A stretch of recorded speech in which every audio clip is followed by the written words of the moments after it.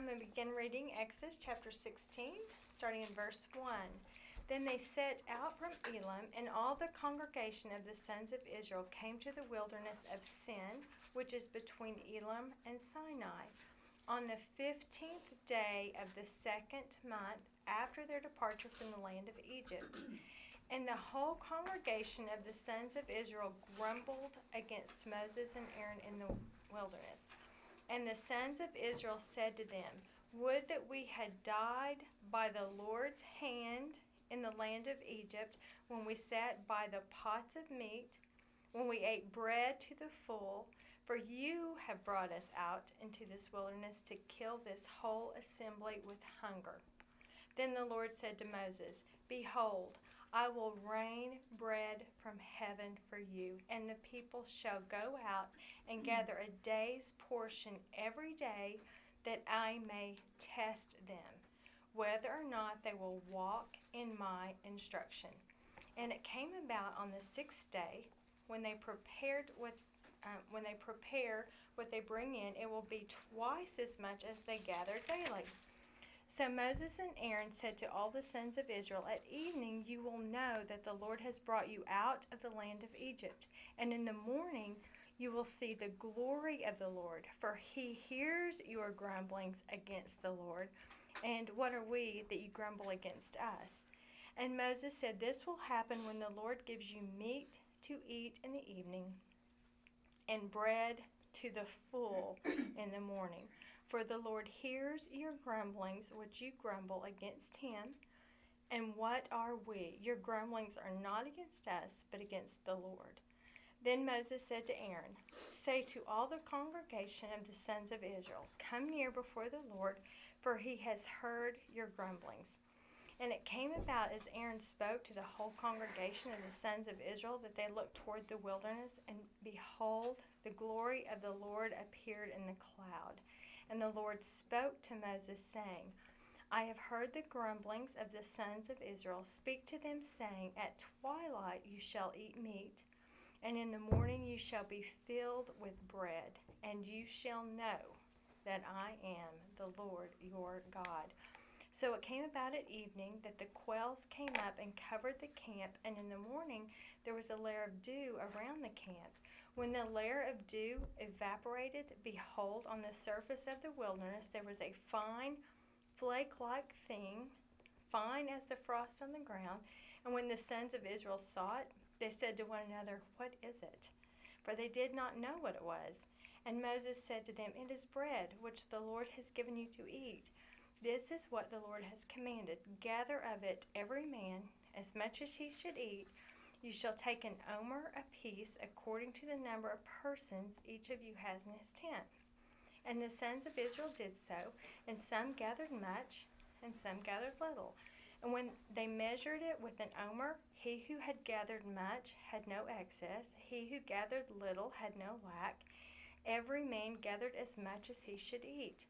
And Moses said to them, Let no man leave any of it until morning. And they did not listen to Moses. And some left part of it until morning, and it bred worms and became foul. And Moses was angry with them. And they gathered it morning by morning, every man as much as he should eat. But when the sun grew hot, it melted. Now it came about on the sixth day, they gathered twice as much bread, 2 omers for each one. When all the leaders of the congregation came and told Moses, then he said to them, This is what the Lord meant. Tomorrow is a Sabbath of observance, a holy Sabbath to the Lord. Bake what you will bake, boil what you will boil, and all that is left over put aside to be kept until morning. So they put it aside until morning, as Moses had ordered, and it did not become foul, nor was there any worm in it. And Moses said, Eat it today, for today is a Sabbath to the Lord. Today you will not find it in the field. 6 days you shall gather it, but on the 7th day, the Sabbath, there will be none. And it came about on the 7th day that some of the people went out to gather, but they found none. Then the Lord said to Moses, How long do you refuse to keep my commandments and my instructions? See, the Lord has given you the Sabbath, therefore he gives you bread for 2 days on the 6th day. Remain every man in his place. Let no man go out of his place on the 7th day. So the people rested on the 7th day. And the house of Israel named it manna, and it was like coriander seed, white, and its taste was like wafers with honey. Then Moses said, This is what the Lord has commanded. Let an omer full of it be kept throughout your generations, that they may see the bread that I fed you in the wilderness when I brought you out of the land of Egypt. And Moses said to Aaron, Take a jar, put an omer full of manna in it, and place it before the Lord to be kept throughout your generations. As the Lord commanded Moses, so Aaron placed it before the testimony to be kept. And the sons of Israel ate manna 40 years, until they came to an inhabited land. They ate the manna until they came to the border of the land of Canaan. Now an omer is 1/10 of an ephah. Glad they cleared that up for us. You were wondering. Okay. We'll start back at 16:1. My Bible says about 2 quarts. It is. Okay, I have one question before Okay, you get started. okay. They kept it so people could see, but they put it in the Ark of the Covenant where nobody could see it. Is that right? Uh-huh. Okay. Yeah, we're going to find it in the ark. Yep. So I just wondered about that. I know. Well, I don't know. I don't know. Well, I mean, even in all the way in Hebrews, it tells you there's 3 things in the Ark of the Covenant, and that's the first one we Yeah. see. Okay, so beginning back in verse 1, last week, of course, they ended up at Marah, where the water was bitter. They grumbled against the Lord, and it was only 3 days. We just talked about the Red Sea parting. It could have been as wide as 3 miles wide. They cross over on not mud, dry land. They cross over, and then their enemies pursue them, and the water crashes down, destroys the mightiest army on planet Earth, and just destroyed like that. And they even see the dead bodies, and they are rejoicing, and they're praising God, and He's amazing. I went and highlighted some of their thoughts. The Lord is my strength and my song. He's my salvation. I will praise Him. I will extol Him. He's majestic in power. And then the second they start grumbling. Oh, you just brought us out here to kill us. Just grumble. 3 days. It took them 3 days to forget that. 3. From He's my Savior and I'm going to sing a song They're kind of drama queens, aren't they? Oh my goodness. So then he took them, after the whole bitter waters at Marah, then he took them to Elim, where there were 12 freshwater springs, and Lori pointed out there were 12 tribes. So it's like each tribe had their own spring of water. There were 70 palm trees. They were able to eat the dates. Very nutritious, abundant, and evidently they were there for a while. And verse 16 starts out, Then they set out from Elim, and all the congregation of the sons of Israel came to the wilderness of Sin. I don't know if that's on purpose. Not really the name of the wilderness. Which is between Elim and Sinai, on the 15th day of the 2nd month after their departure from Egypt. So if you remember, if you have your calendars, they left on the 15th day of the 1st month, and now we're a month into it. And I think it was 28 days was the length of their month, so 4 weeks. So they were at Elim for a while, which again, the goodness of God.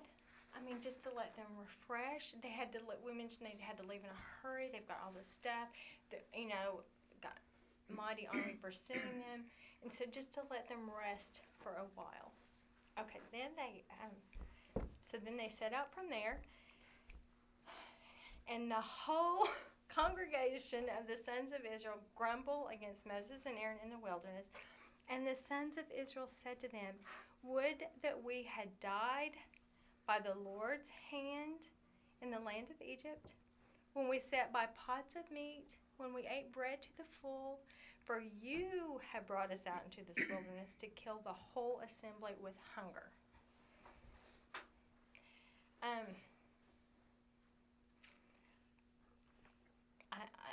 I don't even know what to say. I was like, I don't really remember them sitting around flesh pots of meat, and I don't really remember them having bread to the full. And if they did, it was certainly overshadowed by the bitter. Like, no wonder they had bitter herbs to remind them of their bitter lives, because they've already forgotten how bitter it was. I mean, it was just over and over. The Lord heard their cries. He heard, they were crying out because of their severe bondage and their severe oppression, and they were crying out to the Lord, and He heard them, and He's responded. But for now they're just remembering the meat and bread that they had, which I don't remember that being recorded, but maybe they did. But it was still overshadowed by the terribleness of their severe bondage. And Sorry. No. You think maybe not all of it, not all of it, but you think maybe part of their grumbling would be because they left a good place and were in the wilderness again, like the water springs and the trees? Absolutely. When everything's going their way, they are full of the joy of the Lord. The second things aren't going their way, they're a little uncomfortable. We were better off under Pharaoh than serving you. It's basically what they're saying. And when we get to the New Testament, it says it in Hebrews, it says it in 1 Corinthians, this is an absolute, so we talked last week about adversity. Adversity doesn't create like bitterness in us, it exposes it. And so they're feeling a little adversity here, and it's exposing their absolute unbelief. The bottom line to what they're saying, and we'll really see it in the New Testament, but the bottom line to what they're saying is, God, you promised to bring us into the land flowing with milk and honey, but we don't believe you're able to do that. You brought us out here to kill us with hunger. They do not believe they're going to make it to the promised land. And I know the line, well, don't be so hard on Israel because we're the same way. I'm going to look at this differently and say, let's be horrified at their unbelief, but let's be even more horrified when we see it in ourselves. Don't justify it because we do it. Be horrified. They only had this much testimony. Testimony after testimony after testimony of the goodness of God. He's so good. And they still had a cloud over the top of their head. They still have they're 28 days from seeing this mighty, amazing army destroyed, and God, you are my song. I will praise you, and I will tell you to. You just brought us out here to die. And they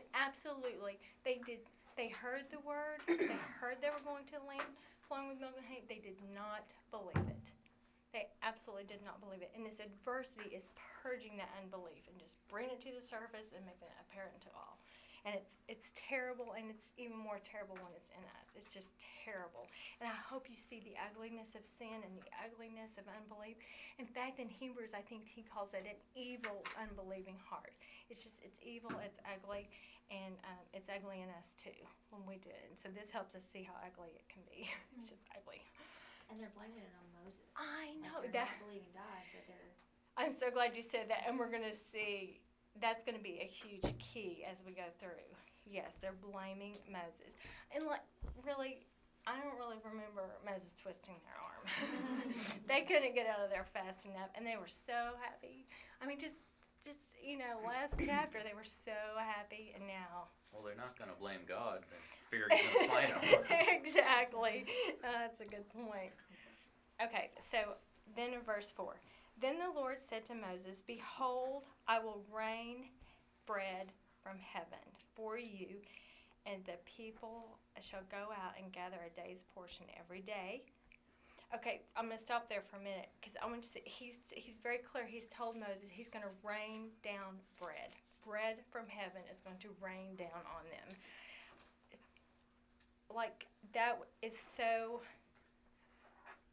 kind. That is a very kind response concerning the unbelief and grumbling we just heard. It's like, what? You're gonna feed and you're gonna respond to that grumbling with a kindness? And when people this kind of bothers me when people separate the God of the New Testament from the God of the Old. And the implication being the God of the New Testament is so gracious and the God of the Old Testament is so mean.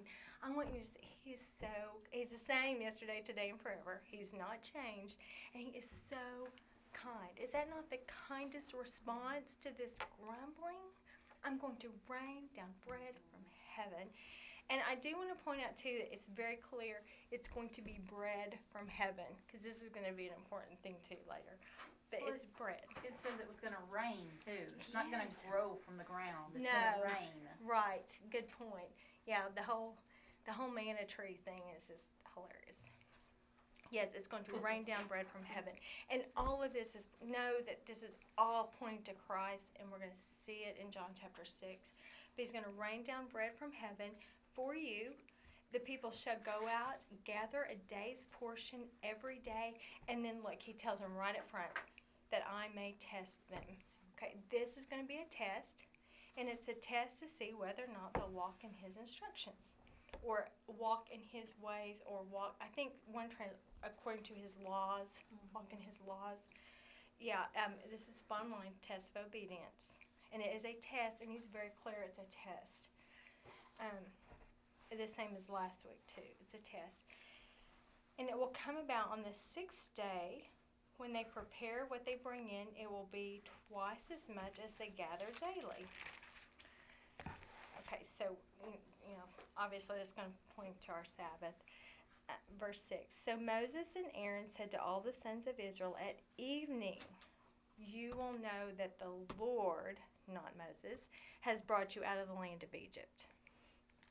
And so, but God's going to make it very clear. Like Moses is just there representing God. Well, I think what we would call an ambassador, I thought this was when he talked about ambassador a few weeks ago, I was thinking about that. He's only speaking on behalf of God. He's not free to have his own opinions and his own, he's speaking on behalf of God, and so to grumble against him is grumbling against God. And it's very clear that it's God. And really, Moses did not part the water. Moses did not collapse the water. This is clearly God. Clearly God. And so in the evening you will know that the Lord has brought you out of the land, and in the morning you will see the glory of the Lord. For he hears your grumbling against the Lord, and what are we that you grumble against us? And then Moses said, this will happen when the Lord gives you meat and to eat in the evening, and bread to the full in the morning. Not bread to barely get you by. Enough bread to make you full, make you satisfied, to satisfy that hunger. Again, very clear, he calls it bread. And then the meat in the evening. And then this would just be, for the Lord hears your grumbling. Just notice how many times he says the Lord hears your grumblings. They're grumbling, and he says it over and over. And this is just scary to me, for the Lord hears your grumbling. That would put the fear of God in any, he's heard. So the Lord hears your grumblings, which you grumble against him. And what are we? Your grumblings are not against us, but against the Lord. Then Moses said to Aaron, say to all the congregation of the sons of Israel, come near before the Lord, for he has heard your grumblings. Is this not like scary? The Lord's heard your, you're going to come and appear before him. Come near before the Lord. He has heard your grumblings. And it came about as Aaron spoke to the whole congregation and the sons of Israel, that they looked toward the wilderness, and behold, the glory of the Lord appeared in the cloud. So I'm not sure bright comes to mind, but they knew it was the Lord. They knew it was his presence. Again, he's the one leading. He is the one leading, very clearly leading. And we looked last week, this cloud, it wasn't like just leading them out of Egypt. This cloud is going to remain with them the entire time, the entire 40 years that they're there. This cloud is going to remain. Okay, let's see. Okay, so the glory of the Lord appeared. And then the Lord spoke to Moses, saying, I have heard the grumblings of the sons of Israel. Speak to them, saying, at twilight you shall eat meat, and in the morning you shall be filled with bread. So the bread that satisfies. And you shall know that I am the Lord your God. So again, and I love just his kindness. I am the Lord your God. of course, we saw all the way back in, I can't remember which chapter, but he called him my firstborn son. I mean, he calls them his son. He's still calling, they're his people. He's redeemed them. He's purchased them. They belong to him. He's their God, and that's why I am the Lord your God. And again, his goodness, I mean, he's making his goodness so evident. And I mean, he wants them to know, he's promised to take them to the promised land. They're going to go to a land flowing with milk and honey. And just to trust, like we looked at Abraham last week. Abraham, he was fully persuaded that God was able to do that which he had promised. And they don't trust him to be able to do. But not only is he taking them and going to get them there alive and well, I mean, just the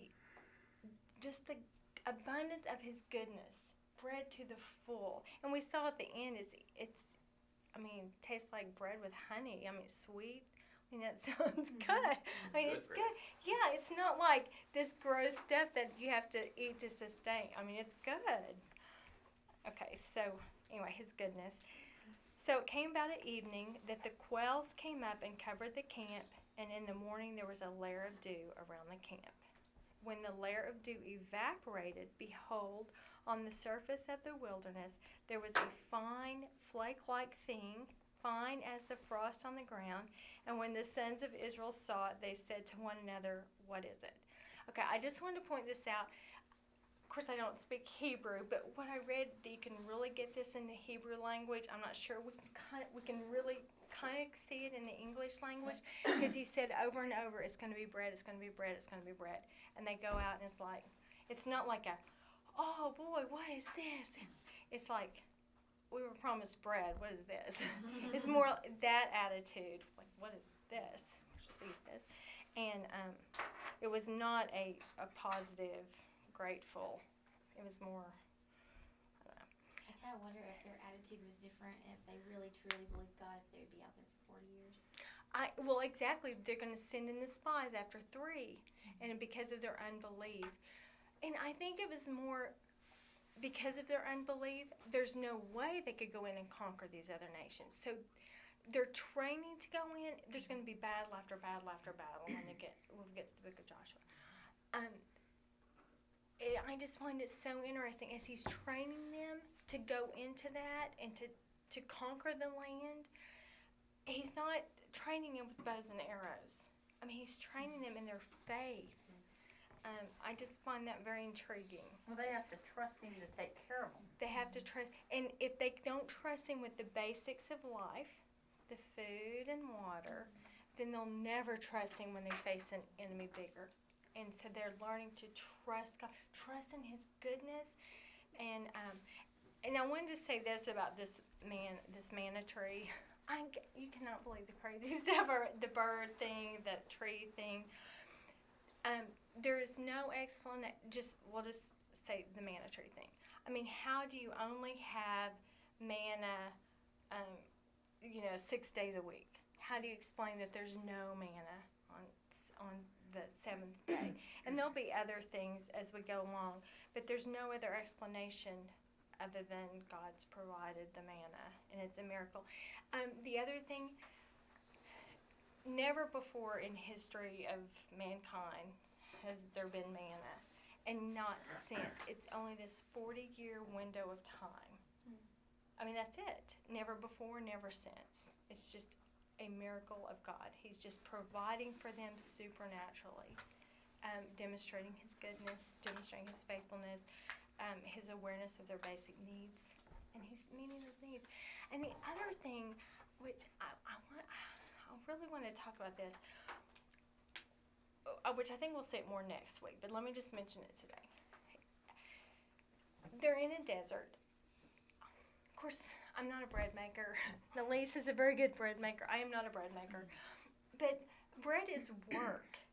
And even those of you who make it, you don't have to make it. If you don't want it, we can run to the store and get a loaf of bread. It's easy to miss the process of the bread making.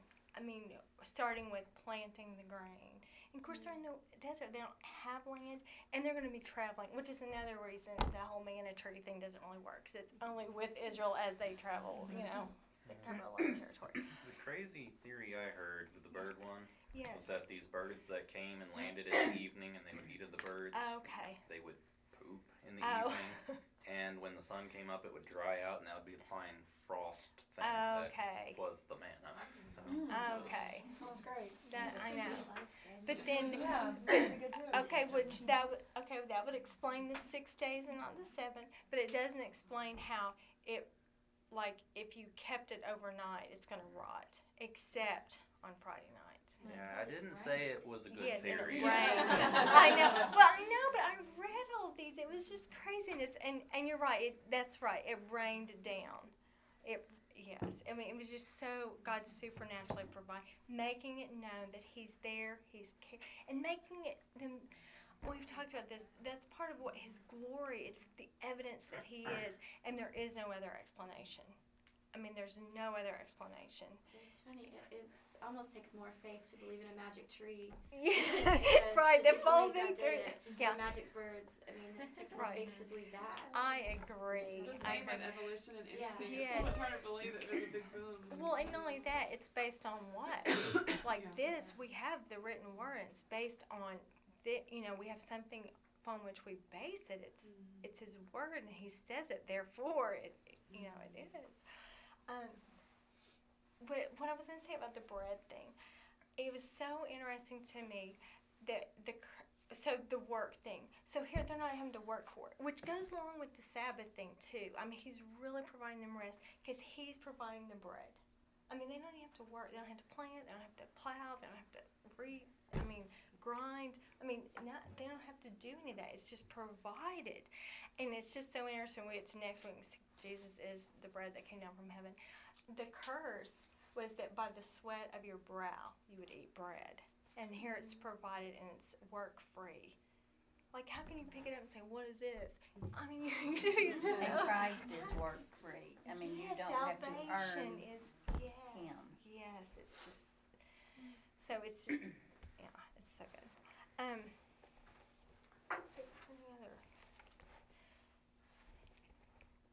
Any other thoughts or questions on that part? Okay. So verse 13. So it came about at evening. Is that where we were? Oh no. Okay, 15. When the sons of Israel saw it, they said to one another, "What is it?" For they did not know what it was, even though they've been told it's going to be bread. Bread, bread, bread. He says bread so many times. I forgot to count them, but he says bread. Okay, and Moses said to them, "It is the bread which the Lord has given." And we're going to see He gives. He gives all the time. Has given you to eat. That is what the Lord has commanded. Okay, this is what the Lord has commanded. Okay, they're going to get one instruction. This is a test to see if they're going to follow His instruction. Here's instruction number 1. They're going to get a total of 2. This is instruction number 1.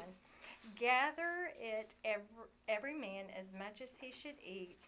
You shall take an omer apiece according to the number of persons each of you has in his tent. So an omer, I learned, is a little over 2 quarts, 2.087 or something, a little over 2 quarts.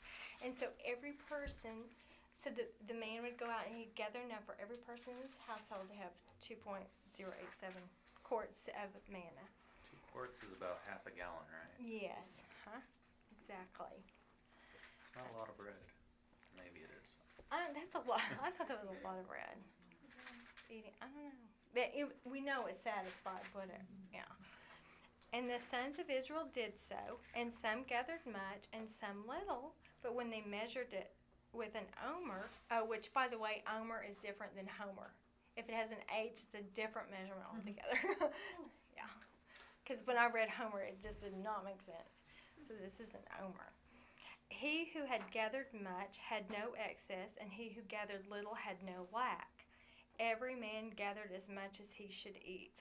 So give us this day our daily bread. And it's the perfect amount that satisfies. And Moses said to them, instruction 1. Let no man leave any of it until morning. But they did not listen to Moses.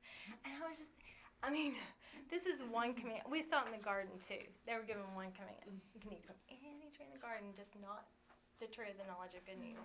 And I mean, I just was thinking about this so much. Like that's the point of the law, to expose our sin nature. There's nothing like saying don't, to make everything in us don't touch, and we're just gonna. I mean, just everything in us. It's just like what you were saying with the diet thing, in the garden. I mean, in her mind's eye, Eve, when she was told not to eat from that tree, in your mind's eye, every other tree shrinks, and that's the only tree you see. You know, He'd given them every.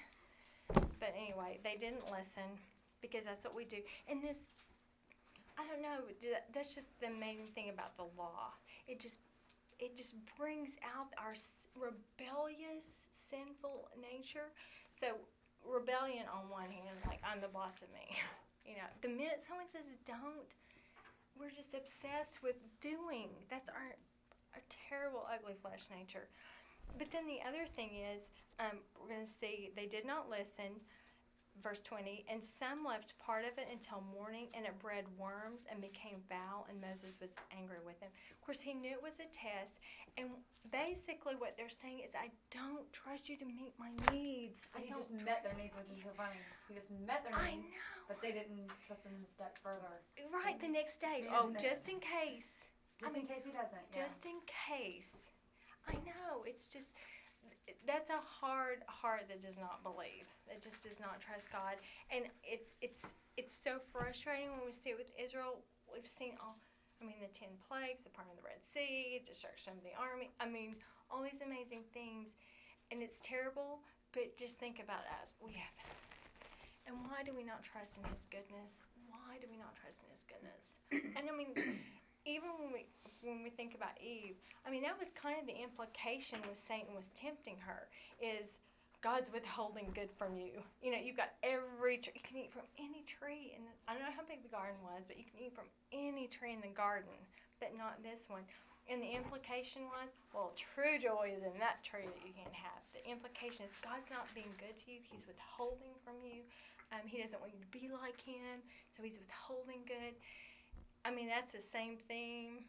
Till death do we part. Just the implication that He's not good. Of course, then we know the did God really say,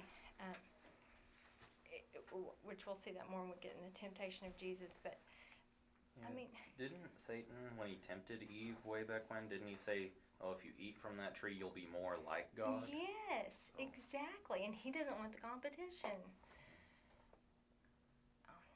So You've got the manna being eaten by worms and spoiled. You Yeah. have good stuff being spoiled by the worms. Yeah. Well, you got worms, maggots, snakes. We're all sort of in the slithering family. That's a good corrupting point. everything. And that is a good point. Yes, yes, and boy, yes, does it ever end? It was stinky. Wow. But yeah, just the and I guess if we're gonna look at did God really say? Did God really say He was gonna bring into the land of flame? Is God really? Is He able to do what He said? Or, I mean, it's just casting doubt on what He's promised, casting doubt on His ability to keep His promise, and casting doubt on His absolute goodness and His concern for. That's what we read that passage last week in Matthew chapter 6. Don't be anxious, what you'll eat, what you'll wear. He knows what you need because He created us. So He meets those basic needs, and just to doubt His goodness. And I think I even said it last week, but He's not gonna say, oh, you died. I had something left for you to do. I can't believe you died. It's not like that. He preserves us, and He's good. He's very, very good. Okay, so anyway, they failed the first test, and Moses was very angry with them. And this is just gonna be the pattern for the next 40 years. Okay, 21. And they gathered it morning by morning, every man as much as he should eat, but when the sun grew hot, it would melt. So I don't know if they saw it melt and thought, well, what if it's not here in the morning? It's just not believing His ability to get into the promised land and not trusting in His amazing goodness. It's also greed. Oh yeah, it's You know, it's a greedy nature to gather it more than they were supposed to. well yeah, but I think the bottom line to that is that God's not going to meet my needs. Yeah. I'm on my own to take care of me because God won't. And Well, But it's the just- opposite, if they could see it melting, it's believing in in the seen instead of the unseen. Yes. In the prior verse, it said no one had excess; they had exactly as much as they needed. Yes. So my guess is they didn't eat all of it because it's like, well, what if there's none tomorrow? I want to have a little. Exactly. And that's sad. They didn't get to experience all that God had for them that day. Be totally satisfied for the day because they were so worried about tomorrow. Tomorrow. Which is Yes. what we do. That is so. Those are good. That was a good way to put that. Yes. Very good. Yeah, perfect. So any other thoughts on the manna thing? We're actually moving quickly. I hope we get to see it Oh. in heaven. Oh, I forgot to say this part Just out of too. curiosity. The what? The manna. It says that it's the food of angels, so maybe. I wonder if they had a problem with it being bread because they didn't recognize it as earthly bread. Right. know what I Oh, mean? that Like is so. It may not have appeared in the same It didn't look like the bread they consistency, expected. texture, Yes. I mean, all those kind of things that we characterize as bread. I mean, Yes. if you even look at the unleavened bread, it's not the same. No, it's not. You know, and so I'm wondering if it had even a completely different. Yeah, it sounds like it could have. Well, just leading to Jesus, because a lot of people didn't believe it. I know. I thought about that when it said, "What is it?" I mean, yes, that's exactly what I thought because they did not recognize him because of their unbelieving heart. We're Yes. not there yet. So It's okay. when Just they say- put the manna in the jar, Uh-huh. do you know if that spoiled? It did I not don't know. spoil. It's still well, no one's seen it, but I did not in a few years. 'Cause, I mean, they kept saying it's like if you leave it out, it's gonna spoil. So Right. that's been in a jar for a long time. I know, but that tells you how divine it is. Yes, it's very divine. And we know when they gathered on the 6th day, then it kept until the 7th. That's another reason the whole manna tree, bird thing, that none of that works because how do you explain that on Friday night? I thought that was They because also boiled placed or it before cooked the it. Lord, before they put it in there. Yes. I mean, it's just so divine. It's so divine. And that lets you know that the rotting and the foulness, I mean, it's all just divine. It's all pointing to him. I forgot to say this, but when he said, in the morning, in the evening you will know, and in the morning you will see the glory of the Lord. And he said it again. He predicted what was going to happen. You're going to have bread to eat in the morning. He predicted it. And that's another thing that absolutely does away with any scientific explanation. You can't say, they didn't wake up and say, oh, wow, God's provided, this is weird, where'd it come from? It's like there's no doubt. God's behind it. It wasn't, when something can just happen and you can just go and say, well, it could have been God, or it could have been this, it could have been the birds, it could have been the tree, drop, I don't know. I mean, but because he said it, and he said exactly when it would come and exactly what would come, exactly enough for these 600,000 men plus women and children plus their livestock. I mean, it's just so perfect. So when he says things in advance, it's to that's just one more confirmation. There's no doubting from whence it came. Well, I thought about the fact that this stuff smelt. Yeah. I mean, that's gonna if you've got a nose at all, everybody's gonna go, who doesn't believe I this is know. what they were Who's the supposed to doubter? do?" Yeah, Because it's gonna point it out to everybody. It's like, Yes. oh, you didn't follow the directions. I'm huh? pretty sure it's probably a pretty common odor the next morning. Yeah, but it just, yeah. It just exposes, their unbelief stinks. Yeah. That's, And people will Yes. know. It's like, yes, okay, and it's, it's obvious Well. we messed up here. okay, and, I did, let's see. We talked last week in Deuteronomy 8:3, how, I'm afraid to quote it, so let me just read it. Deuteronomy 8:3. Well, I'm starting 8:1. It says, all the commandments that I'm commanding you today, you shall be careful to do, that you may live and multiply and go in and possess the land which the Lord swore to give you to your forefathers. And you shall remember all the way which the Lord your God has led you, in the wilderness these 40 years, that he might humble you, testing you to know what was in your heart, whether you would keep his commandments or not.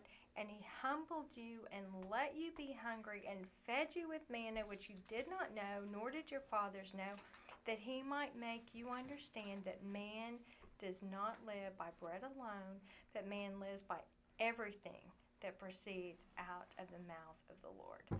And so this whole thing of letting them be purposefully leading them to water that's bitter and not drinkable, purposefully letting them get hungry and feel hunger pains, it's to humble them. And that's what humility is. It's recognize our total, absolute, 100% dependence on God. And we are so dependent on him. In the Gospel of John, without him we can do nothing. I mean, we're so dependent on him. And that's what he's teaching them here. And so, I mean, they can't make their own bread. Like, they can't. They're so dependent on him. But the flip side is he's so good. It's way better his way than dependent on self. Okay. So any other thoughts before we move on to the Sabbath? Okay, now it came about on the 6th day, verse 22, Exodus 16:22. Now it came about on the 6th day, they gathered twice as much bread, 2 omers for each one, when all the leaders of the congregation came to Moses. Then he said to them, "This is what the Lord meant. Tomorrow is a Sabbath observance, a holy Sabbath to the Lord. Bake what you will, boil what you will, and all that is left over put aside to be kept until morning." And so here he's teaching it. So I hope we get to go to Hebrews chapter 3 and 4 address this also. So hopefully before we break, we'll get to look at this. But this is what the Lord meant. Tomorrow is a Sabbath observance, a holy Sabbath to the Lord. It predates the law. And if you remember, God himself created for 6 days and he rested on the 7th. And when we were doing Genesis chapter 1, I mean, our years are based on the sun, our months are based on the moon, our days are based on the sun and the rotation. Weeks, where did we get the 7-day week? And it's consistent anywhere you go, everywhere you go.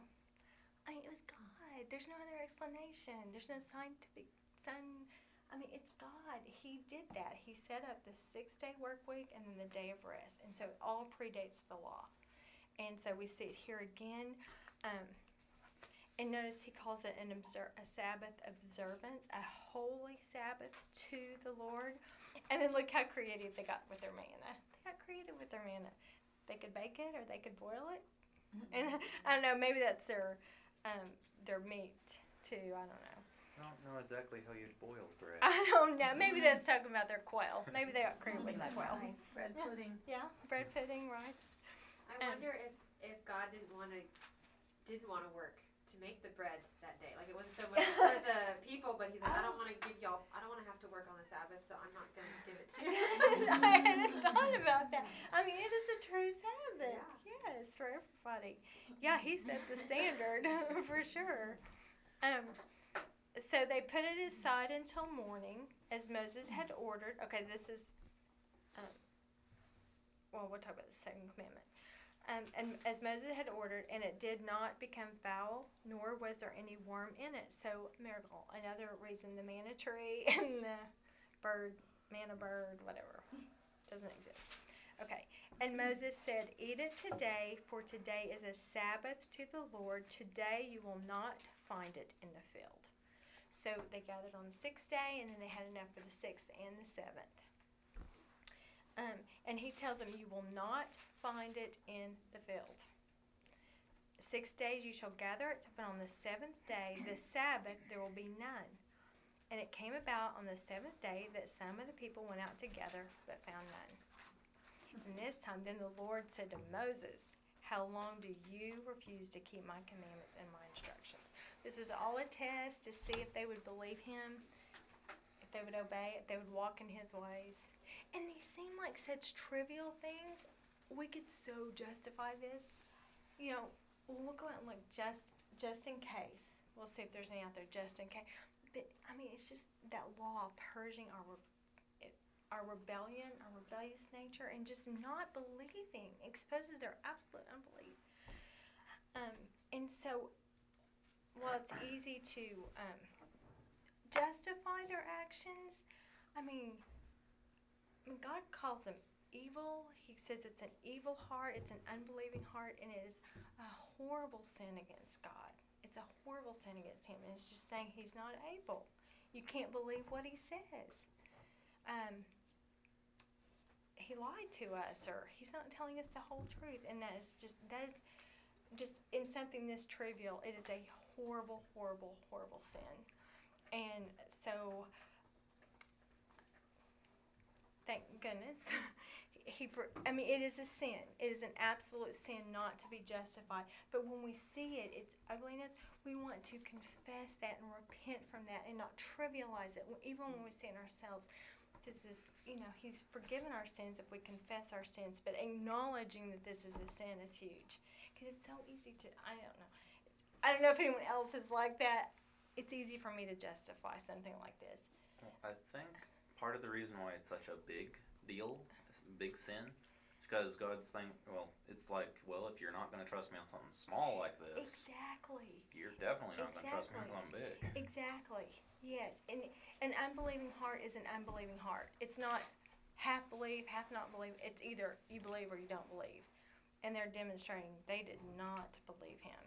And if he said there's not going to be in the field in the morning, they just did not. They doubted his word. And we're going to see next week when we get to the New Testament and what the manna is.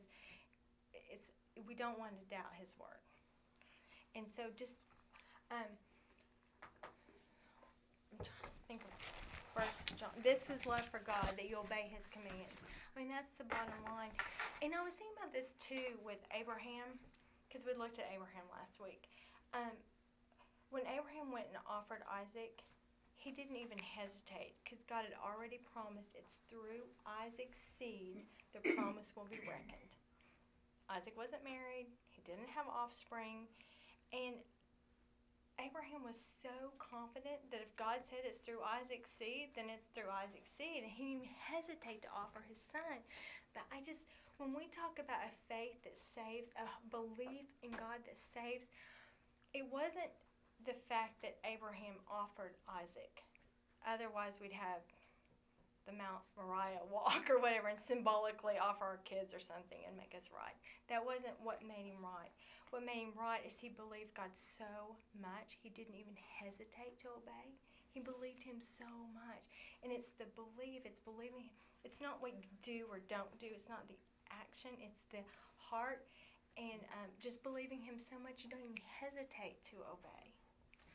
And then when we find ourselves in this situation and our sin is being purged, we want to recognize it as sin and confess it and be cleansed of it because it's so ugly.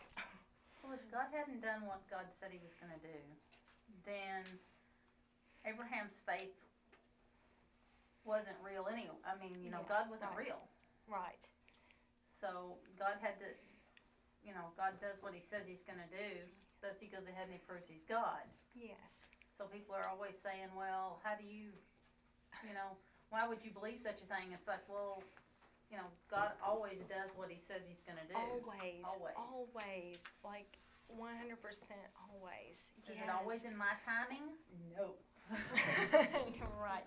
And I mean, that's the other thing. We don't want to make something up and hold him to it. It has to be in his word. He has to have promised it, and then you can know that it'll be true. And so, that's the difference between believing and a belief that saves, a saving faith. I think it was a love believing too. It wasn't out of the fear of God. I think it was because he really believed him out of love, Yes, and he trusted in his goodness, and he didn't even hesitate to offer a son, just because he knew that he knew that he knew. I really like the fact that in that story, when he does go up there and he gets stopped, he's like, well, I'm up here to give you a sacrifice. And he's like, well, there's a goat over there. Sacrifice that. Yes, exactly. Yes. Can I ask, why do you think that God asked Moses how long he would continue? I know. Yeah, I know that's kind of scary. I don't know. Because of his responsibility for the people? It says it's plural. Yeah. Well, yeah, it's absolutely yes. Y'all. You Y'all. isn't y'all. Yes. Not you, Moses. Y'all. You. Okay. But yeah, I mean, Hebrew That's a nation. good. yeah. So anyway, and I just Poor Moses. I just feel so sorry for him. Maybe that's because my husband's a pastor. We bear so much. I'm not complaining. I love it. well, we bear talked. so much. I mean, it's so interesting you say that because the last time we went through this, and I think that's what I walked away with the leadership, which I likened it mostly like to husband and wife, submitting to our husbands and the authority, but it applies absolutely to the shepherd of the church, the head of the church or pastor. And I think one of the things that I walked away with last time is that you cannot grumble against your leadership if you're not praying for them. You pray for your leader. I mean, you can't grumble. You won't grumble against them if you're really praying for them. Yeah, pray for them, then you grumble. That is not what I'm saying. I hear you. But like if you're praying for your husband to lead you, then you have to trust that God's leading. If you're praying for your pastor to lead, you have to trust that God's leading. And you're not going to grumble against him because you're praying for them and you're just saying, well, God, I don't know what you're doing, but you're obviously doing something.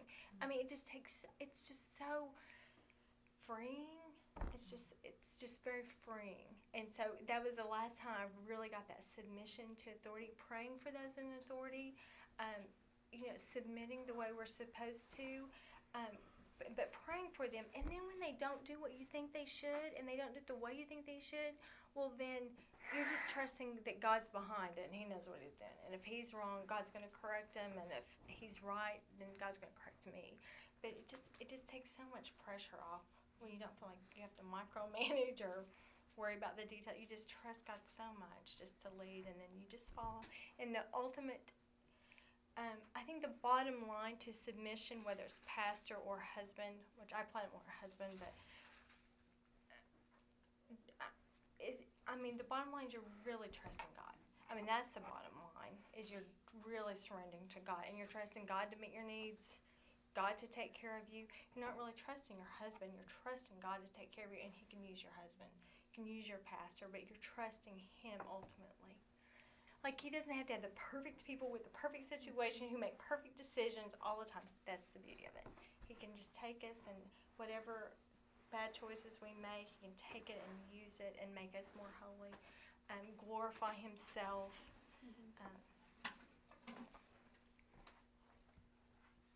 I think in a way this is a picture of, Moses is like 40 years ahead of the Israelites in his spiritual walk. And so this is like where they need to be at the end of this time to go into Canaan. He's already there because he went through it in his own wilderness trek. That's a good point. So he's chosen to be here. He had other options, but it's his desire now to be here. And that's kind of what the Lord's teaching the Israelites. This is where I want you to be. Yeah, that's good. That's very good. Any other? Like in Exodus 16:29, it says, "See, the Lord," and here again, the Lord has given you the Sabbath. Therefore, He gives you bread for 2 days. On the 6th day, remain every man in his place. Let no man go out of his place on the 7th day. So the people rested on the 7th day. And again, His amazing goodness. The point of this, and it's really, it's going to come into play again when they start building the tabernacle. He made us. He knows our bodies need rest. And so He's just set apart this time. You don't even have to go out of your house to gather food. It's there. And it's just His amazing goodness. And He's given it to you. He's given you this rest.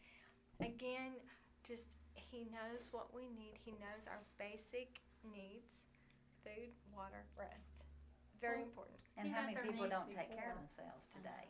I know. That exactly. We just get so, yeah. What were we saying, Elise? He met their needs before they had the need.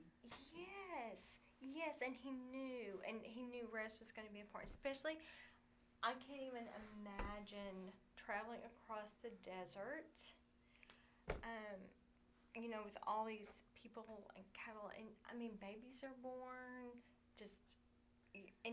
they didn't stay in one place long. They would travel. They moved a lot. It's just, and rest is going to be important, and it's just a gift. Yeah. What does the term Sabbath mean? Rest. Is it Literally means rest. Okay, so this is obviously the first time it's really been mentioned, and I didn't know. Yes. Normally they go because. Yeah. You didn't No. say because. So Yeah. It does mean rest. Yes. It literally is rest. And so he knows they're going to need to eat. He doesn't say no food on that. I mean, he provides for their food needs. He provides for their physical need of just rest, which is so kind. I mean, that is just so kind. And we even see Jesus getting tired and resting. I mean, it's just our bodies need it, and he knows it because he made them. And so then he gives them that. And then verse 31, and the house of Israel named it manna, and manna literally translates, what's it? What's it, I think, is that. What's it? And it was like coriander seed, white, and its taste was like wafers with honey. So, I mean, like I say, it's not like spinach or, I mean, it's good, it's filling, it's what their bodies needed for nourishment. Then Moses said, "This is what the Lord has commanded. Let an omer full of it be kept throughout your generations, that they may see the bread that I fed you in the wilderness." And so it would have been absolutely out and visible. I mean, I don't know how that would have been. But anyway, they had it. They're going to carry it with them. They're going to know it's there. And it's going to be joined by 2 other items, all of which point to Christ. Yes. And so, anyway, just a reminder. And we see how quickly they forget. They will need reminders. They may see the bread. Okay, so see the bread that I fed you in the wilderness. And let there be no doubt, it was God and his goodness that fed them the bread. And Moses said to Aaron, "Take a jar and put an omer full of manna in it, and place it before the Lord to be kept throughout your generations. As the Lord commanded Moses, so Aaron placed it before the testimony to be kept. And the sons of Israel ate the manna 40 years until they came to an inhabited land. They ate the manna until they came to the border of the land of Canaan." Now, an omer is 1/10 of an ephah. I just thought that was so funny. And it was even funny when I thought omer and homer were the same, and I was looking at it. It was like, it tells you how many baths or how many bushels. And I'm like, this is so not helpful. But anyway, it's an omer, and it's a little over 2 quarts. Now, what was in the, okay, so they saved that and put that in the Ark of the Covenant. Commandments. The Ten Commandments, and then the staff. The budding staff The of staff Aaron. of Moses. So I guess it could. Aaron's staff. staff, 10 Commandments, and then the bread. Yes. Now, They didn't keep any of the herbs, right? But Just those 3 items. Hebrews 9. Okay, I knew it was one somewhere. I couldn't remember. Yeah. Hebrews. Okay. Hebrews chapter 9. Those, So they had food, safety, and rules for living. Mhm. And I guess you could break it Oh, down there like you go, that. yeah. because the staff would have provided a weapon or a way to stay safe to fight against the enemy. Well, and all of them confirmed that God. And it was also the staff of their leader, like a shepherd's staff. So. Right, and it like it's a stick and it buds, like no roots or like so Christ cut off and he was what is it? I love the way it's worded in Revelation. He's the root of David, and yet he's the offspring. So before David and after David, and what's that one? I can't remember the passage in Isaiah where it's cut. The branch that was broken or cut off. What? Can't remember. I'm looking at you like I don't know. Wait till we get to that part. And I'll look it up. And it sounds like God intended for this to be found at some point, but we haven't found it, right? Well, actually, when Christ came, he is the fulfillment. Like, we don't even need an ark anymore. He is everything. He fulfills all of this. He's our manna. He's our, Or stuff. yeah, our, yes, Well, I thought I've our had guide, our shepherd, or. But I'm surprised the Orthodox Jewish people haven't hunted for it. they're Oh, hunting they for they it. hunt for it all the time. Yeah. Mhm. And I Yeah. thought